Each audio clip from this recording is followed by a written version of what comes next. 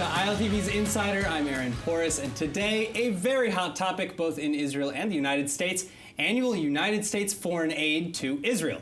Joining us to discuss is founder and president of the Jerusalem Washington Center, Gideon Israel, and Israeli and Jewish rights activist and founder of Students Supporting Israel at Columbia University, Rudy Ruckman.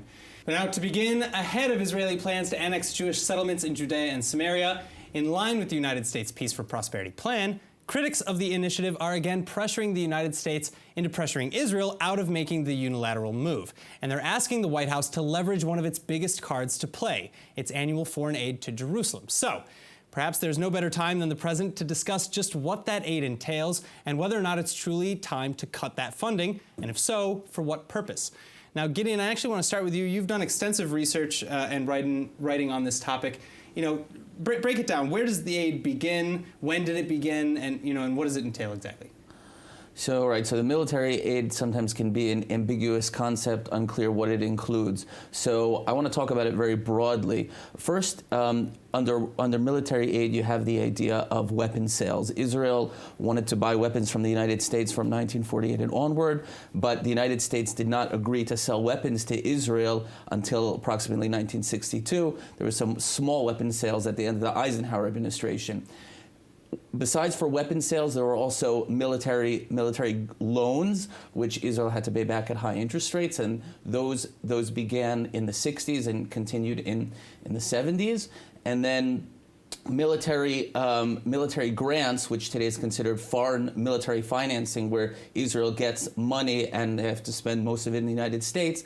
That began primarily in the 70s, and it became kind of a set structure from 1984 and onwards. And today, Israel receives approximately $3.3 billion in foreign military financing. What does the United States get out of that deal?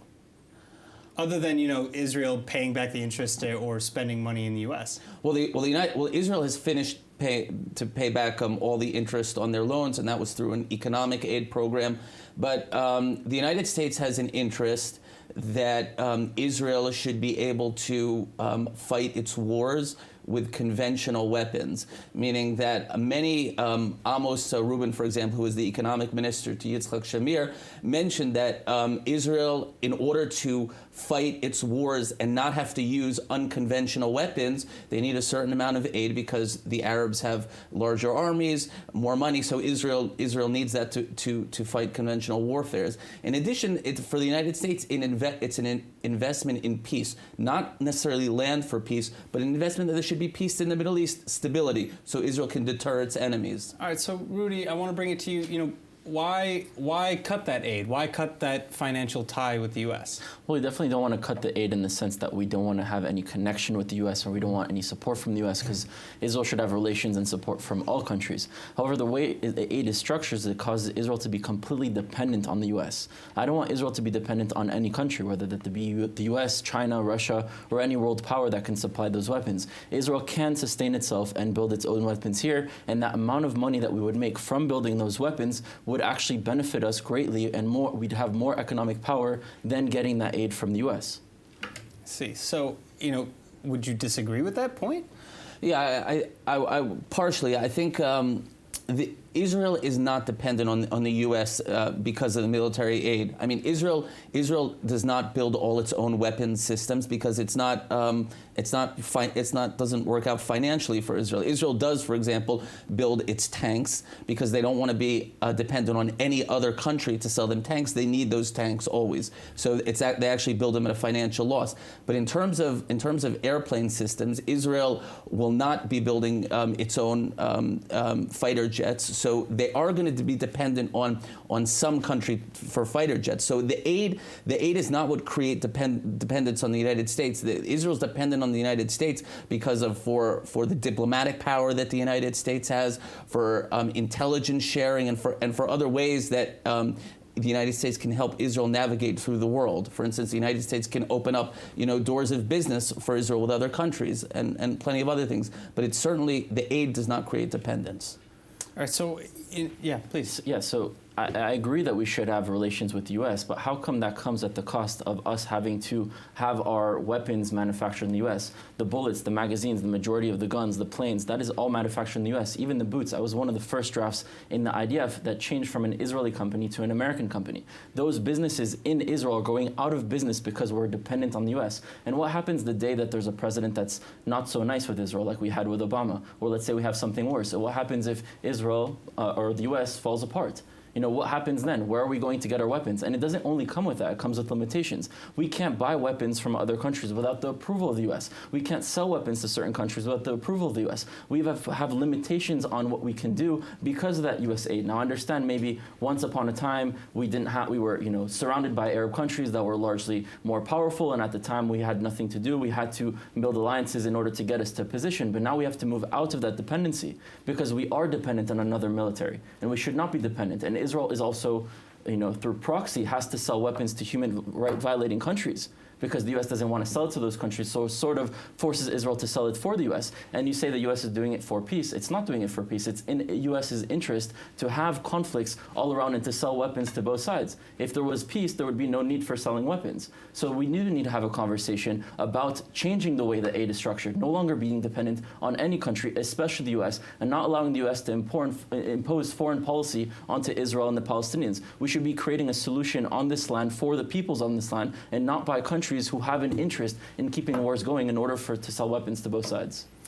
So there's lots to unpack. That was just a whole. Well, to add to his point, we have Major General in the Reserves Gershon Cohen, who has explicitly said that he believes Israel has become addicted to the United States financial aid. Would you disagree with these points? No, I would totally agree, and I would add more that now Israel is addicted. That if you would even raise the point of canceling the aid or weaning Israel off the aid, you'd have immediate objection from the Department of Defense in Israel, Ministry of Defense, and the Treasury. Now, I agree with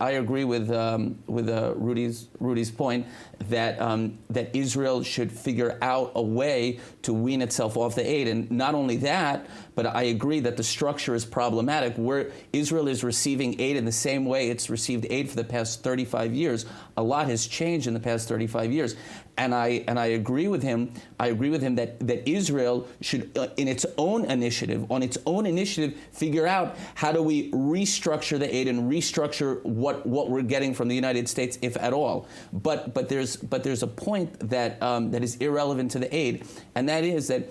And we just saw this with the United States and China. If the United States comes to Israel, even if Israel's receiving no aid, the United States comes to Israel and says, listen, we don't want China to get that contract for water desalination. We don't want you selling this piece of radar detection to China because it's going to hurt our fighter planes, in the Yellow Sea and the South China Sea. Israel's not going to sell it to China, and that has nothing to do with the aid. That has to do with the relationship between the United States and Israel, and that Israel takes into consideration the needs of the United States, and at the same time, the United States takes into consideration the needs of Israel. Really? Yeah, so when it comes to relations, of course, there's a give and take when you have any sort of diplomatic relations with countries. However, the U.S. aid forces Israel to be completely dependent and allows to dictate policies onto Israel. And it's not only when it comes to China, it comes to selling weapons to any other country. The U.S. wants to take all that technology, prevent all other countries from having that technology unless it's agreed upon with the U.S. through some other deal, and it forces us to be completely dependent. Again, for me, I'm Israeli, I'm Jewish, I'm part of this civilization. I may have grown up in the U.S., I never identified as part of the U.S. country, the nation, the history, or the future. And I don't have a problem with the United States. There are problems with the United States to deconstruct. However, when it comes to Israel, I don't want my country, my people, my nation, my descendants to ever be dependent on any country. There's no problem of having relations and doing things for countries and having trades, but we should not be dependent on something that is so vital to our country, which is our security. Our security should be manufactured within Israel. And if we have to be dependent on another country, we should diversify. We should be dependent on several countries. Because what if the U.S. falls? What happens then? And I'm not saying today we have to cut off the aid completely. That's preposterous. You can't do it from one day to the other. But like you said, and like you agreed with me, I think we need to have a conversation of how do we weigh off of that aid and create a future where we are dependent on ourselves. So how would you go about doing that? How would you structure Israel's weaning from the United States? And I think it's important to mention that it's not just militarily that aid kind of, maybe today, it's mostly spent on military and arms and things like that, but there's also a lot of economic issues that you kind of touched upon earlier. Yeah, so it's a process. First of all, any great movement or great change has to start with a conversation. And the population has to be aware of what's actually going on. And most people, when they hear that there's the U.S. foreign aid to Israel, they think it's a bunch of money being given to Israel, and that money Israel can spend it in whatever way they want, and that's not true. So first of all, we have to bring up the issue and be honest about what's actually happening and what comes with that aid. Then we can talk about how do we start shifting the dependency of buying things outside or spending that credit outside and starting to develop them here. For example, like I said, the Israeli boots that are now American boots. That company should be revived. Those boots should be made in Israel. Why do they have to be made in the United States? And then bullets, and then magazines, and then maybe in the future planes. And maybe if we can't develop planes, then maybe we can be dependent on several countries and not only on one country. Because like I said, if the U.S. turns again against Israel one day, which is not such a crazy idea, or the U.S. falls, which is also not such a crazy idea, then we don't want to wait for that day to then figure out what are we going to do next.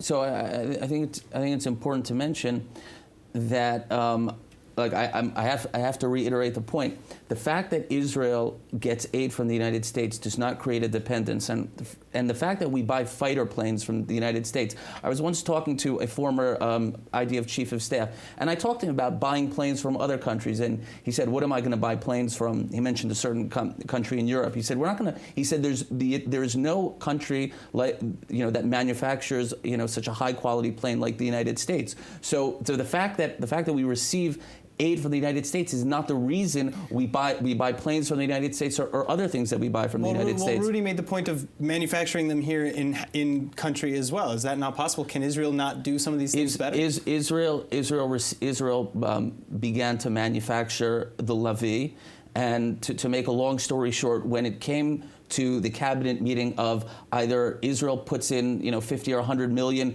to manufacture the Lavi in 1987 or 1988, the cabinet was not willing to put that money on manufacturing the Lavi, so the whole project failed. Israel, it's not. It had nothing to do with the United States saying, no, we want you to continue buying from us? Well, I mean, actually, what you had when I spoke with Moshe Aarons, he said that the problem was you had IDF generals in the Air Force who would go to the U.S. and say to the U.S., "Come pressure Israel, to stop building the Lavi." So, it's not that Israel actually wanted to manufacture this plane. There was a lot of objections within Israel. So for Israel, just like why doesn't Israel manufacture automobiles? They did once upon a time, but they realized that it doesn't work out financially. That's the same reason why Israel doesn't manufacture a lot of its weapons. Israel has to rely on other countries, and in fact, every country in the world, unless maybe the United States, you have to rely on other countries for certain, whether it be food or for other supplies. So I think the idea that a country can be hermetically, independent it's not relevant these days. Now, I just want to say, I do agree with the point that Israel should take the initiative and figure out how to wean itself off the aid, and that we're in agreement.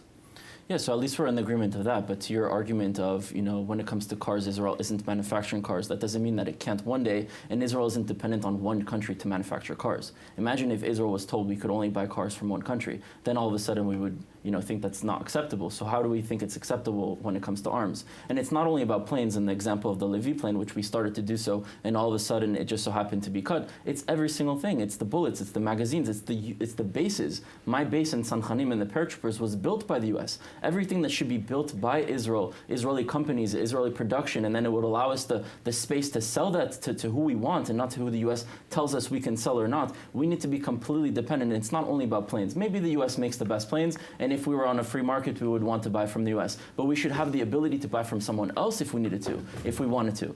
And so it's not only about planes. Yes, we should be dependent completely on ourselves and eventually get there, but until we get there, we need to start diversifying our relations and not only be dependent on one country that, depending on the president, may not be so pro-Israel. All right. Well, so I want to kind of add a question here. You know, what are the pros and the cons? Because we've heard a lot of issue.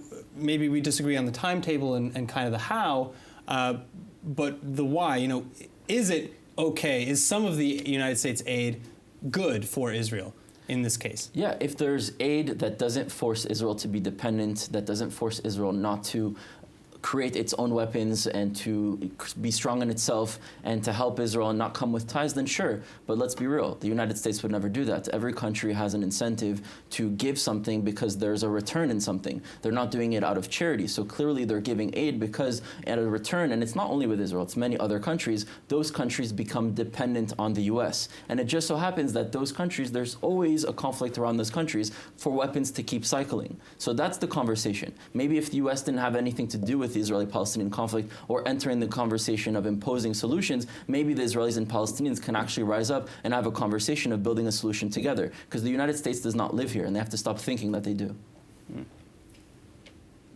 So I think also it's important to understand what exactly happens with the aid. First of all, before the last agreement, the way aid worked is you had 74% of the $3 billion which had to be spent in the United States.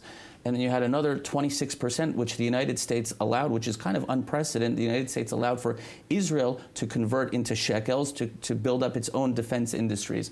Now, when Israel buys weapons with that money from the United States, that's 74%, you also have the companies who are coming back, and there's what's called direct offsets and indirect offsets. So you have direct offsets, that Israel could say, okay, we'll buy your plane, but you have to buy the wings from us. And indirect offsets is, we'll buy this, and you'll buy boots from us. So there's a lot. Israel also, even in the money that it spends in the United States, they're also getting returns to Israel. That's one point.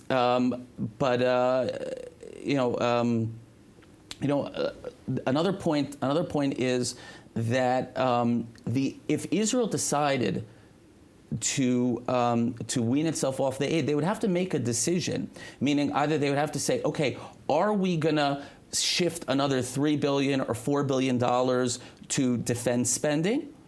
Or are we gonna say, okay, $3 billion off the defense budget, and we're gonna change our whole philosophy of fighting? Meaning Israel, if they don't want to receive the aid, they're gonna have to decide how they win wars and win wars quickly, which is I think actually a positive thing. Meaning that one of the negative things that aid does to Israel is it causes them to fall back on systems like Iron Dome, to fall back on systems like Arrow, as opposed to saying, okay, how do we fight wars and win them as quickly as possible, decisively?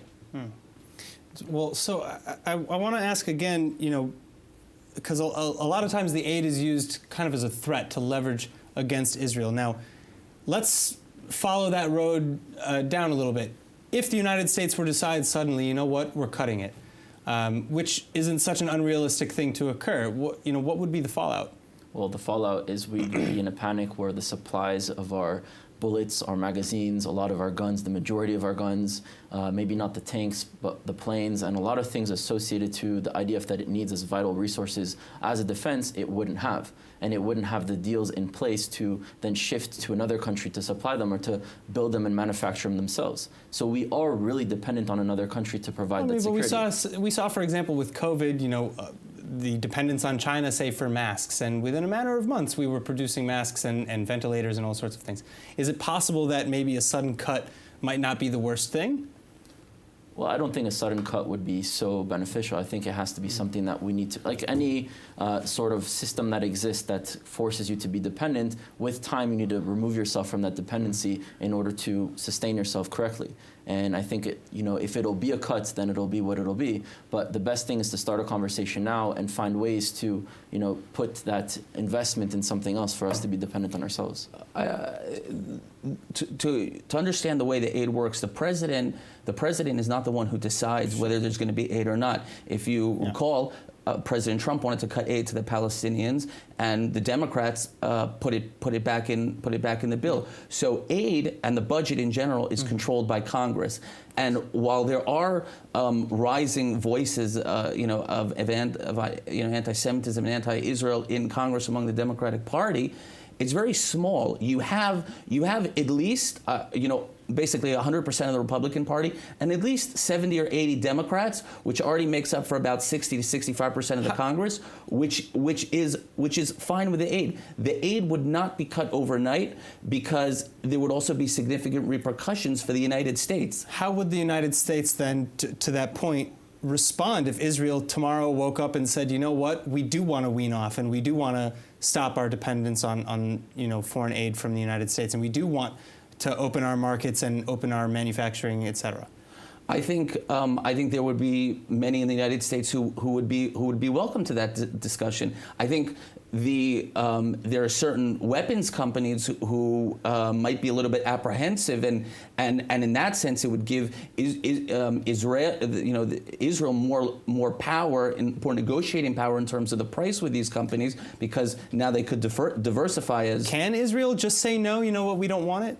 It's difficult because Israel, when they plan on what they're buying for the United States, they're already buying for 5, 6, 7 years ahead. So they already have billions of dollars invested in planes and other things. But I want to just address one of Rudy's points, that when we buy boots and other stuff from the United States, we buy that so we can use so we can free up shekels to invest in defense companies that are creating systems that not only will benefit Israel, but will also benefit the Israeli economy that can be exported to other countries. So yeah, it's better for Israel to build high quality radar detection systems than boots. So in that sense, we're buying boots from America not because we're dependent, but because the Israeli government is making a decision that it would be better if we invest that money in defense companies as opposed to boots. All right, final point. So one doesn't really prevent the other. You can do both. But when it comes to investing, it wasn't Israel,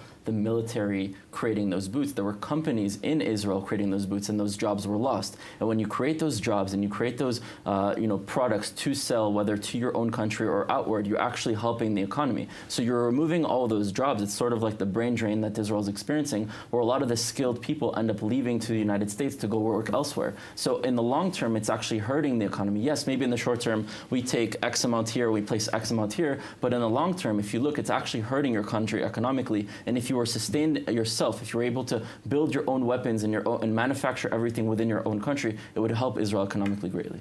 All right, well, unfortunately, I hate to cut us off because this is an incredible conversation, but that is all the time that we have today. Thanks again, Rudy Ruckman and Gideon Israel. Thank you so much for coming in. And thank you at home for joining us, and tune in next time on Insider for more in-depth analysis on everything Israel. Also, if there's a topic that you want us to cover next, please let us know in the comment sections online. And finally, remember that for more news from Israel, follow ILTV on Facebook, like us on Instagram, and subscribe to our YouTube and Roku TV channels. I'm Aaron Porras. Thank you so much for watching.